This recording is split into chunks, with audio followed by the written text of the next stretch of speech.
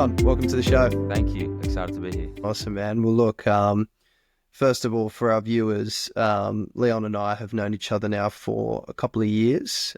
He's now the founder of Athletic Freedom, which is basically a business that helps young athletes transition into the appointment setting space. So, someone like myself, this is a really unique offering that we can offer basically to our athletes and families. So today I'm really excited to be able to dive into this and give you guys just a little bit more understanding of what Leon actually does and the value that it provides.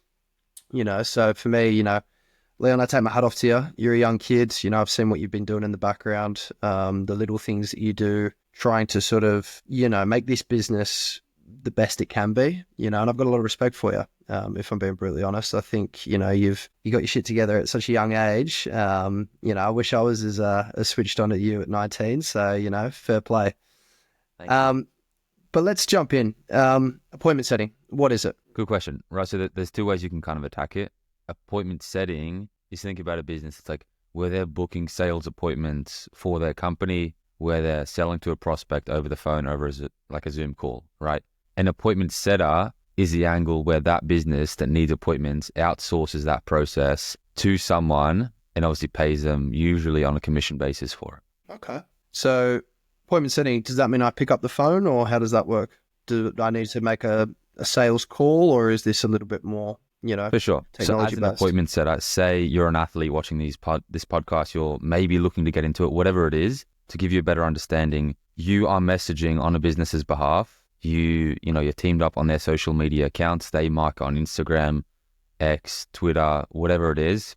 Mm-hmm. They don't have the time to message their leads, their prospects, their potential customers. You simply message on their behalf, book these appointments, the sales appointments that you want to call it, for them, and then the business takes the call. So you're not on the phones, you're not talking directly to the prospects. So basically, I'm a young athlete, little Johnny, signed up with SCA, wants to get into this service. He basically gets access to like an influencer's account, right? Yeah. And then he kind of pretends to be them in the online space. Would I be correct in saying that? Yeah, right. Like talking on his behalf simply because X-influencer doesn't have the time to do it himself. Like talking as him, like you said. Yeah. And why a lot of people reaching out to you in particular regarding this sort of service these days? Like, is this a big thing? Is this where sales is headed, where, the traditional old way of cold calling and things like that is out the window? And do you think like this appointment setting space is becoming a lot more, relevant with technology, for example? Sure. Well, here's the thing.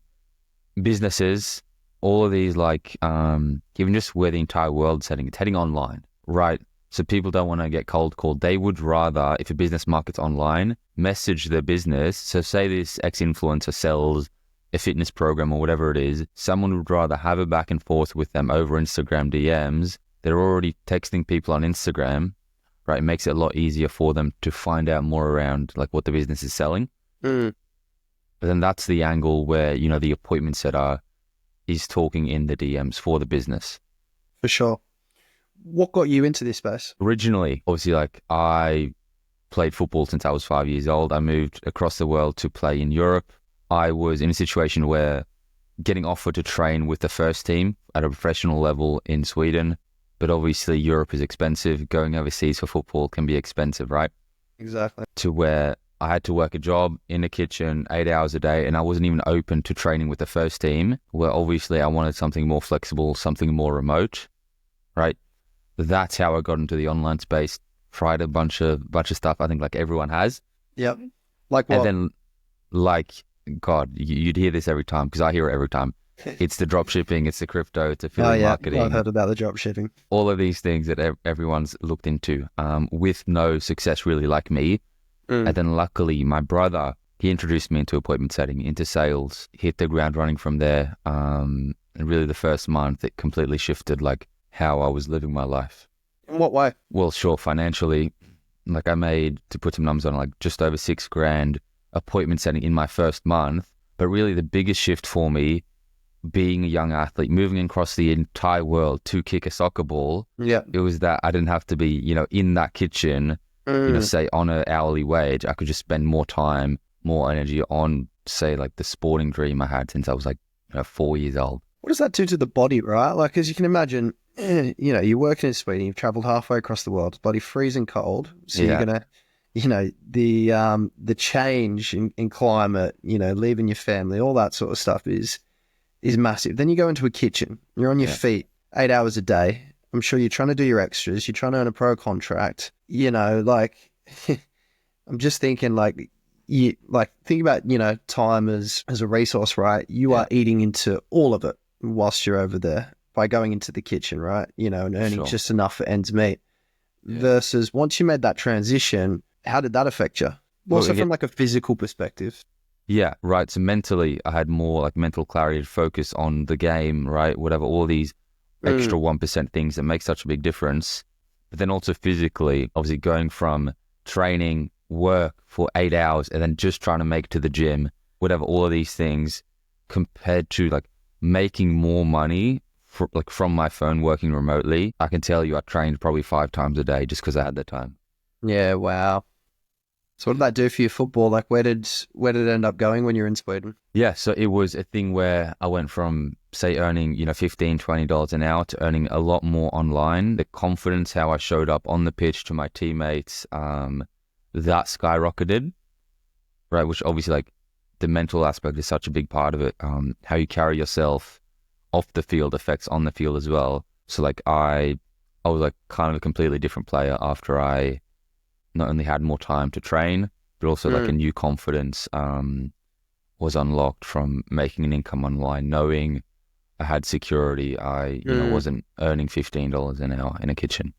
Yeah, for sure. I mean, let's be real, right? Like a lot of kids, the time you were 18, give or take, maybe even 17? Just turned 18. Just turned 18, right? Not a lot of kids are making $1,500 a week here in Sydney at that age, for breaking it down, your 6K a month, doing anything, let alone working from your phone for 2 to 4 hours. So, especially I think, your niche with athletes, it just makes a lot of sense, right? It gives them that opportunity to get that little bit of financial freedom whilst also, utilizing that resource of time to effectively go after those footballing dreams or sporting dreams, whatever sort of sport that they're in, right? Moving away from that for a second, like rewind the clock a little bit. Talk to us a little bit about growing up in Australia. You're obviously transitioned to Dubai at the moment, but give us a bit of an insight into your football journey, for example. So I was born in Sweden. I grew up in a few different countries, played, my family started a football club in Bangkok, Thailand, actually. Yeah, wow. So played a high level there. And then I transitioned into a MPL 1 club at probably under 11, which was mainly United at the time. Yeah. Played there 4 years, right? In that academy, obviously a lot of good players there growing up. And then I moved to another MPL club side, which was at the time North Shore Mariners, which turned into MacArthur Bulls. So I grew up like in the MPL system. And then after that, I'll say I should have been retained. I was probably the best player on that team. Something happened, politics, I'll blame it on, right? That's another rabbit hole we're not going down today. We won't dive into that, okay. And then I got picked up to an MPL, I think 2 or 3 side at the team, Gladesville, right? Worked my way within the first season, into the first grade squad. And then got an opportunity in Europe. And that was when I was in talks with you about going to America. And that was the plan. Like we were fully set on that. But then luckily, obviously being Swedish and my dad playing professionally, like once in a blue moon opportunity came up overseas, that was like a dream. So obviously I feel like I had to take that. Yeah, of course. Right? And that's kind of where the story restarts, going back to Sweden. Yeah, wow. Okay.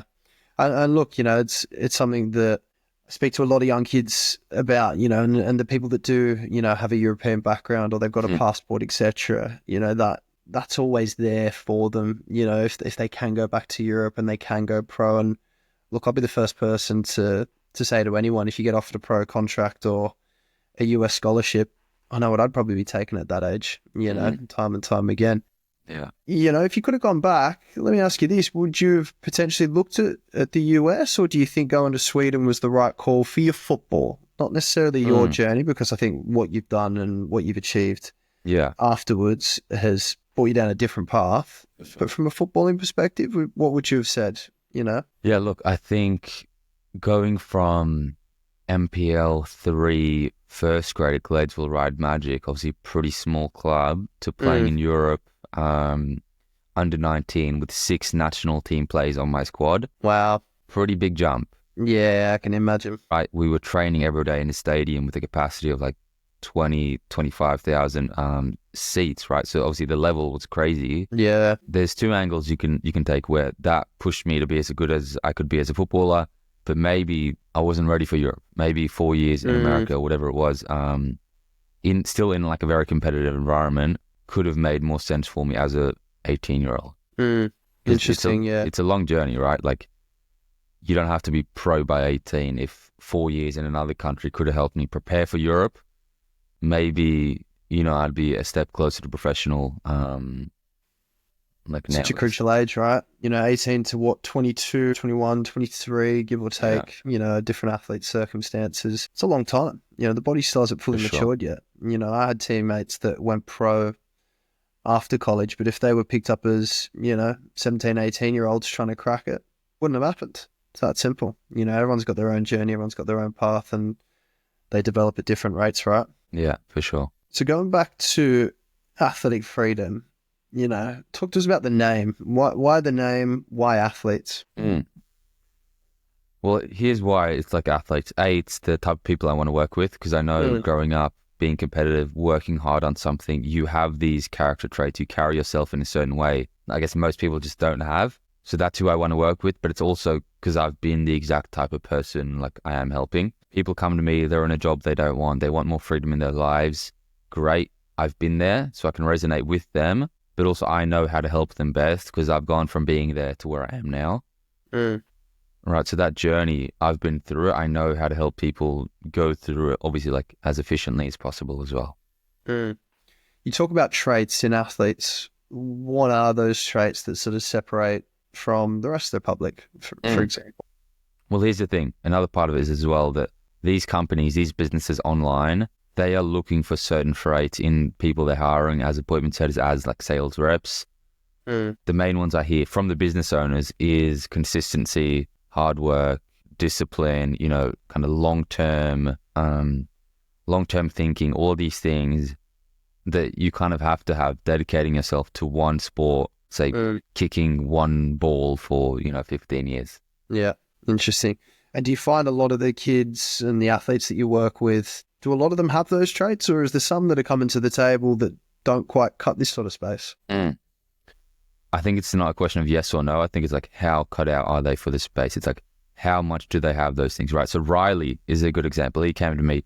He had everything, probably more than me when I got started, is what I would say, right? He was one of those examples. I knew straight away he was absolutely going to crush it. A business would love to hire him, and now he's crushing it, right? But then there's people that come to me that maybe aren't at the same level when they start. But I think every person in the world can become whoever they want. It's a skill that you can develop as well. Okay. So that probably leads me to, I'm just reusing what you just said there. When they come to me, you can sort of help them get to that sort of next level. For sure. How do you do that? Let's talk a bit about the training program. Imagine I am a parent or I'm a young athlete, come to Leon. I want to know more about this appointment setting space. How do you help me? So you mean figuring out whether this is for you, or say once you were to work with Athletic Freedom, the process from there? Once we work with Athletic Freedom, the process for me. I mean, it's obviously, it might even be nice for you to shed light on both, maybe that onboarding process and then maybe leading into the training aspect. Okay, we can start from the top. So say an athlete or a parent reaches out to me, they want to find out whether this is for them. It's really as simple as we figure out whether this is aligned with where you want to go as an athlete. If this is the thing for you, if appointment setting if sales is aligned like with your character traits as well, you would do well in this. If it all makes sense, right, the timing is right as well. The onboarding is pretty simple. It's a thing where first we have to like teach you the skill of sales, of appointment setting. Then we can get you inside a business. And what that looks like in terms of the training process, mastering the skill itself of sales and appointment setting through the training program we do have.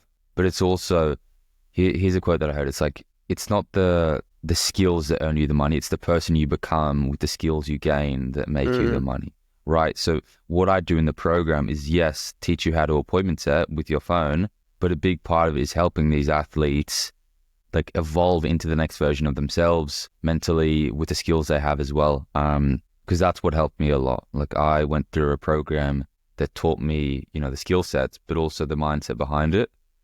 Because that's like really the foundation of everything. If you don't have that, it's going to be hard to succeed. How do you ingrain that mindset into people then? So again, it's like through the training process we do have. It's really a program that I spend quite a lot of money on, probably like 40 hours worth of like mindset and like perspective and beliefs-based training.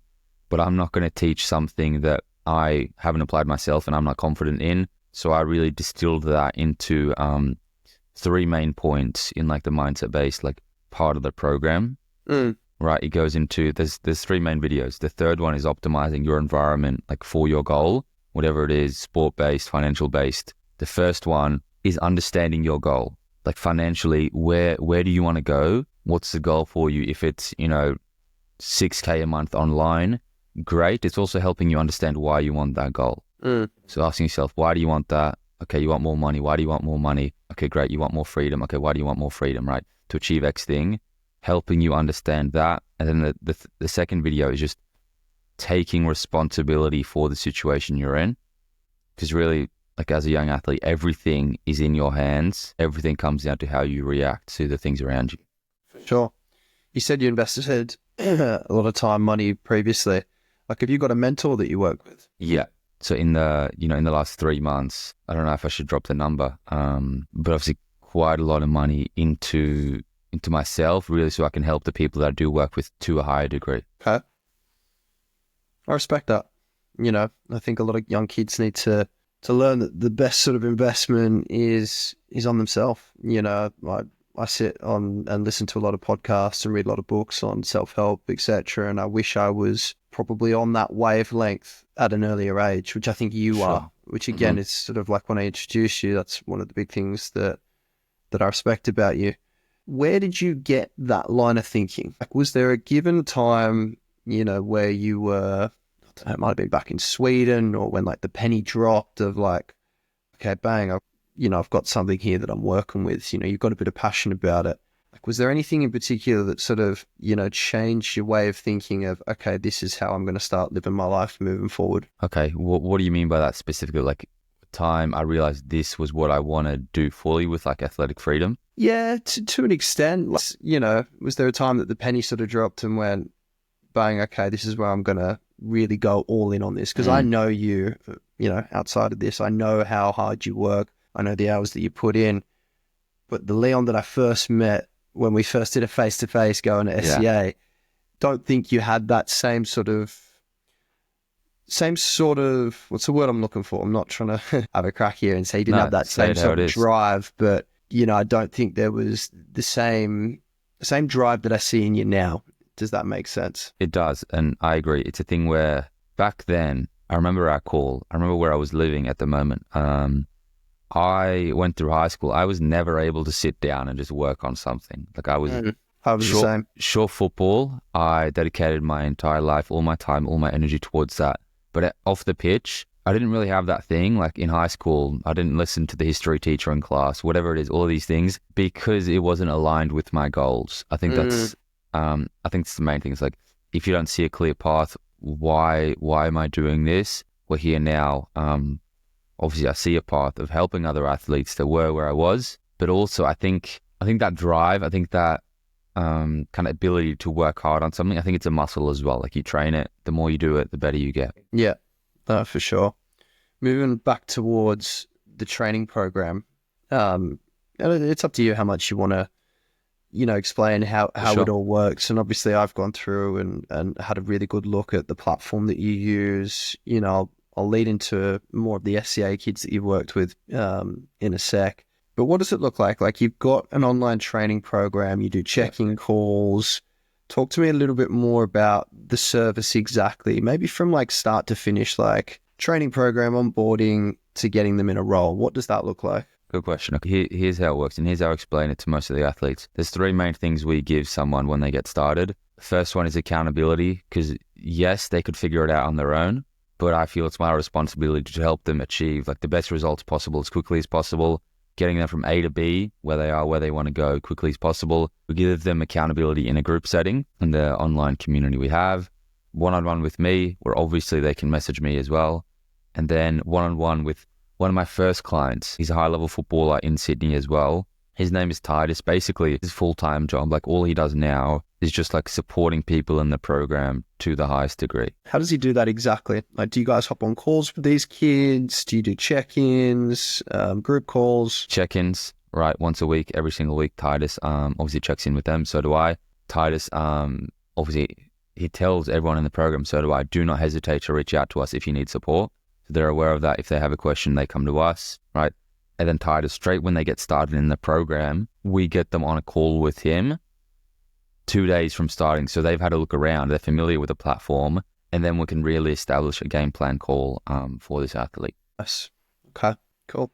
How important is it to start building that team, your network, Titus, people like that around you to keep growing? For sure, definitely. Well, I think for the athlete, it's valuable because, you know, Titus is playing MacArthur Bulls at like a very high level as a 19-year-old, right? Great place. So, and the community is a big part of it as well. Like we have, I think, 4 professional athletes in there now.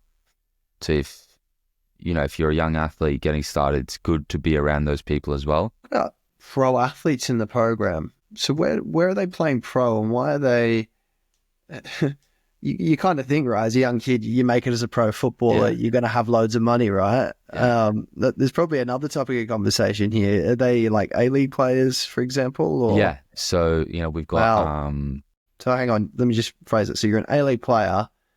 It just kind of highlights, Australian football a little bit. You're obviously clearly not earning enough to live comfortably that you're still doing something like this, which I'm not knocking, but it's just a little bit eye-opening, really. For sure. Well, look, it's financially, like everyone wants more money, but it's also these A-League players train on the pitch, 9 a.m., 3 p.m. The rest of the day, they're just watching Netflix, right?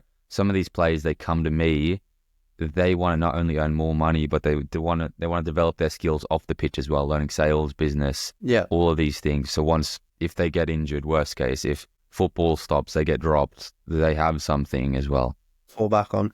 Mm-hmm. Something that, this is why I think it made so much sense for us to work together as well. Someone that's gone into a role, which is basically in essence what I do is we're selling as well, right? We sell athletes to college coaches. We onboard people. There's a sales process as well. And I do think, just the art of being able to connect and to speak to someone is massive, right? You can attest to that, surely. 100%. I think sales, communication is everything. Business, everything is just like relationships with people, right? So if you're a footballer, if you learn sales, you can sell yourself to your manager. You can do X things, sell yourself to a club, to your girlfriend, where you want to go for dinner, whatever it is. All of these things, communication is really like everything when you break it down. For sure. So like getting into yourself, the appointment setting space, did you go through like any sort of sales training yourself? Obviously you said you spent a bit of money investing into yourself. Like what path did you go down? Because you and I have spoken about different courses, in the background and stuff, but I'd be quite curious to see, what you sort of learned on this journey so far. So when I got started, I didn't have a lot of money, which made it hard for me. So essentially what I did, when I got started at appointment setting, because obviously with anything, you can try it on your own, but it's going to go way faster if someone is where you want to be. So I paid someone on a very, very weird kind of payment plan with money I didn't really have to join their appointment setting program. I learned the skill set. That's how I got started. And then since then, I took what I learned from that program and all the businesses that I've, say tripled appointment setting, booking thousands of calls, distilled it into my own program, made it 10 times better, and niched down to athletes as well, just to make it more specific. I respect that, because I have gone through and looked at it and looked at some of your SOPs and things like that. And you've got a very good blueprint, put it that way, in what you do and the service that you offer to coaches and the onboarding that you give to the athletes as well, which is something that, I think when we first started working together, it wasn't quite there, but I've For just sure. seen the growth over the last 12 months. It's been huge, you know, and I take my hat off to you. I Yeah. think it's massive. And going through the platform probably a couple of weeks ago now, I was just tallying up the numbers, and I think now we're into like well over double figures of either current SCA athletes or former SCA athletes that have basically worked with you. How is it? How have you found it working with some of our kids, for example? Good. I think the athletes that you bring me, they have that extra drive that maybe, I think all athletes have it. But again, it's like, how much do you have it to where if someone's ready to move across the entire world for their sport and study overseas, I think they're pretty dedicated. And you need to be a certain type of person to take that step as well. So, That's why the people that you speak to that are in talks with you or the parent, whatever it might be, they certainly have that and they just do really well because of it.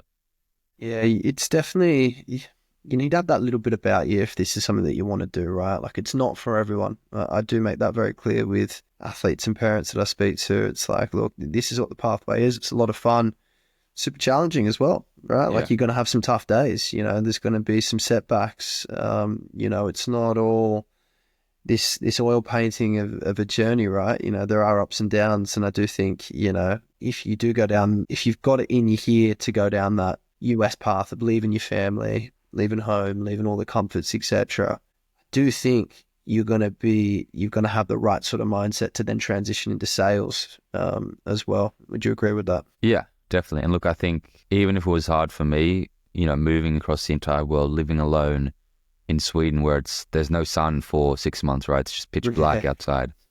It definitely wasn't like all sunshine and rainbows, but it's without a doubt like the best decision like I've made. And maybe the lesson I learned wasn't, making it professionally, but it was just something else I learned that was probably more valuable anyway. No, for sure. Let me hit you with a tougher one. AI, what do you think that's going to do in your space? For appointment setting and sales, genuinely nothing at all. It's like, again, it comes down to Really? sales is communication. No one, once they were to realize there's a robot speaking to them in the DMs, is going to carry on that conversation. 100%.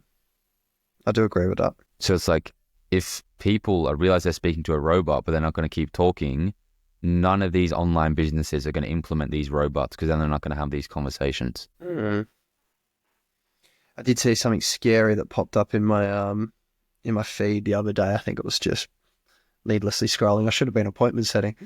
And it was this AI robot having like a full-on sales conversation with someone. Yeah. It was a little bit mad, and I could see that they'd obviously fluffed it up a little bit, and For sure. it looked like there was a bit of role playing, but it did make me go, wow, are we moving into an age where robots are having sales calls? Are robots appointment setting? I hope we're not, and I do think the essence of being human and being able to connect with someone is far more valuable than a conversation with a robot. But it does make you wonder, like, who knows where this AI is going to go? Yeah, right. But I think when it gets to that point, the whole world or the whole market of online sales would have to accept that, say, the customers are talking to robots. So it's not just like online coaching, influencer appointment setting. It would have to be the entire, multi-billion-dollar space online, education, all of these things that would have to transition. And that's pretty far away from like an entire market getting to that point. Yeah, no, that's fair. That's fair. Talk about your bandwidth, right? And I asked you this a while ago. How many athletes can you take on versus how many roles can you get them placed in? Because that's something that you haven't really touched on yet. And for those that don't know, when you go through Leon's training program, he then sets you up with basically interviews. So you almost act as like a recruitment agency for appointment setters, right? In a way. Yeah. So my question to you is, regarding bandwidth, like how many athletes can you comfortably take on versus then servicing them? And what would it look like if they didn't get a role? Right. So to start, worst case, if for whatever reason we can't help them, which just isn't the case, which I'll get to, but if we end up where we can't get them in the role, we have a guarantee with where the investment they start with us for the training and the role placement, if we can't give them both in a role, we just fully refund them because we haven't like gotten them the result they paid for. Wow, that's massive. Right. So it's a thing where I've been on their side of the shoes, investing in yourself. If this doesn't work out, we kind of just like say sorry, give them their money back for wasting their time. Has that ever happened? Once. Fair enough. Do you want to give any reason as to why it didn't work out? It's a funny story. He went over to the Marines. Right. So it was like, what? Obviously, you're not going to be appointment setting if you're in the bloody military. Yeah. You got bigger fish to fry, right? Maybe you got something else to do. But that was a kind of a special case as well, obviously. But it's a really thing where literally every single person that goes through the program follows the process, does the training, the process we lay out for them, gets the end result that they got started with. I can attest that because every person that I've referred to you, once they've gone through the training, once they've spoken to yourself, they've spoken to Titus and they're ready to go, they've all been in interviews and been getting opportunities put in front of them. Yeah. And I've seen this firsthand now with a number of different kids. Like, let's talk about Riley again. Like, I think he's a good little poster boy for this, right? Like, let's talk a little bit about like hard numbers. Like, what has Riley been earning since he came into this? Because he was very hesitant. Him and I had a fair few conversations, and for me, I was just like, it's so black and white. It's a no-brainer. There is a full money back guarantee if you don't find them anything, right? So there we go. That eliminates the cost to entry barrier. He was a little bit skeptical. A lot of people that I speak to, they're like, it's a little bit too good to be true, and I'm like, yeah, well, why don't you hear him out? Like, see what it is. Like, I've gone through. I've seen exactly what you do from start to finish. It's got my tick of approval. But let's talk a little bit about like the financial piece, like let's use Riley, but then let's maybe use a couple of different other SCA athletes that have worked with you as well. For sure. Here's what it comes down to. Not everyone loves sending me their pay slip, right? Exactly how much they're earning. For sure. But I think because Riley made a quick testimonial for me the other day, he would be fine with me sharing it. So in the last 14 days or so, Riley, from commissions alone, brought in just over 3,000 US, which obviously if you're in Australia, right around $5,000 the last like 14 days. Wow. Whilst being in college on a scholarship, mind you. Yeah, right. So he's probably going to close off the month right around 8,000 Australian, I'd say. That's top end, right? Now, don't feel like you need to say names of certain athletes. Obviously, I know all the ones that are working with you. Give me some other numbers from other kids, for example. Like, give me maybe, some that are on worst case scenario, just so people get an idea of, okay, this is the range that for sure. If I smash it and do a Riley, like that's my earning potential versus, okay, I go into it, I'm still sort of learning the role and getting the hang of it to begin with. This is potentially what I might be earning. Yeah, of course. So I'll give you the full range. My top guy is earning $15,000 a month from his phone, right? Commissions alone. That's the higher end. The highest I was ever on was 11,000. Right. The mid range is like 3 to 5, but then obviously there's people that start with me that we get them in a role. Their first role isn't the opportunity that's going to get them to 10K a month, right? Because like how good you are depends on how much money you're going to earn, right? So that first role might not be the one that gets you to 10K a month. So there's people that start with me, they're probably right around like 1 to 3K a month. Like that's like the lower end. 1 to 3K a month. Let me ask you this then. So, like, say, Leon, say you've seen a kid, he comes in, they've taken to this, like a duck to water. Do you then look at them and go, okay, I might have a different role for you now. I've got someone else that, is screaming out for more appointment setters, take over different channels, whether it's their Twitter account, X as I should call it, or, they need extra help with their Instagram for different hours of the day. Do you then see a kid that's doing really well and sort of almost like promote them? For sure. Definitely. It's a thing where selfishly, it's in my interest to get the athlete the best results possible. If they're doing well, if I see they could be doing better, I'm going to put that opportunity in front of them as well. Yeah. How often does that happen? Quite a lot. Look, it's a thing where, like I said, if say someone gets in their first role, they're earning 2 to 3K a month, but then I see another opportunity they could do really well and that's aligned with them, of course, I'm going to put that across their table as well. Like that's what Riley did say. He got started in a role and then we upgraded him to where he's at now. Yeah, that's huge. That really is huge. I'm just looking at the numbers where I've taken a few notes as we go, like obviously top end. And at 15 grand a month, imagine being, in America on a sports scholarship Yeah. earning that sort of money. Even the mid range, 3 to 5 grand. Like you got to understand, like when we sell athletes in, it's usually, their out of pocket expenses. I mean, they're not their out of pocket expenses. Well, yeah, you can kind of phrase it like that for how much they've got to pay to sure. go. It's usually anywhere between that 10 to sort of 15K mark, right? USD. Okay. And that includes roof over your head, meals, a lot of times now insurance, the education piece. It's everything. You only really need spending money, right? When you live on campus, you eat there, you sleep there, you train there. Your whole life revolves around campus living, so you don't really need a whole lot of money. Like some of the lads that I knew in college, $1,000 would last them the semester, and that was all they needed, right?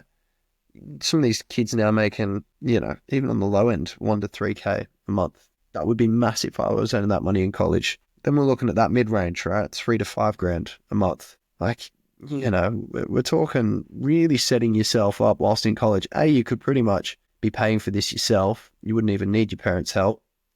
B, just thinking about all the extra stuff that you could do. And like in your free time, you could be off, you could be traveling around America. You've kind of got that financial freedom to go, bang, we're going to book a flight. We're going to go to Florida for the weekend, things like that. I think it really is an eye-opening avenue for these young athletes. Yeah. As a thing where that's 1 to 3K a month, your first role, people upgrade pretty damn quickly and they get to that mid-range. Obviously, ideally, long-term, we want to get them to the high end as well. But that lower end is where people start. And then you can obviously do this for, say, the 4 years or the rest of your life. You can earn, 5 grand a month on Instagram. That's like every single month. That means like you're probably saving money quite a bit, like while you're over there as well. 100%. Those sort of numbers you're saving whilst in college, you could be coming home and putting down money for a home loan. Right. I could be moving to Dubai and, hanging out with you. Right. I have people that come to me, they say you're athletes, that tell me where they're at.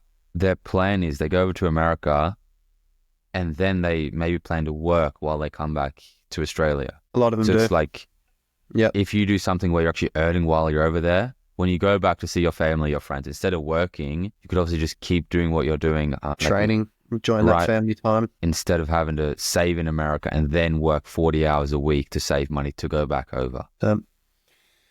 Awesome, man. Well, look, I really appreciate the conversation today. Of course. I think it's just given people a little bit more clarity as to who you are, what you do, and how this all sort of comes together. You know what I mean? I think you're doing great things, and I'm excited to see where it goes. I know you're going to keep growing. I know it's going to get bigger, and I'm interested to see sort of how athletic freedom evolves, over the coming years. Look, man, really appreciate the call and you hopping on with us today. Awesome, man. Well, look, again, thank you very much. Wish you all the best. We'll chat soon.